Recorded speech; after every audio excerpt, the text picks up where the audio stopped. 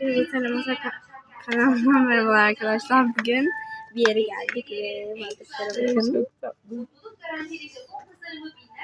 Burada da çok tatlı. Bakın mor. Çok güzel renkli. Evet. Sarı da var arkadaşlar. Yukarıda. Aa pembe de var. Hadi pembeyi ben alacağım. Yavaşça. Evet. İçmesi. Çok tatlı. Evet. Gelin. Gelin. Bardağa bakın. Şuna bakın. Çok tatlı. Evet. Böyle. Hepsi birbirinden güzel kupalar var. Gerçekten. Burada kaplumbağalı da var. Aynen.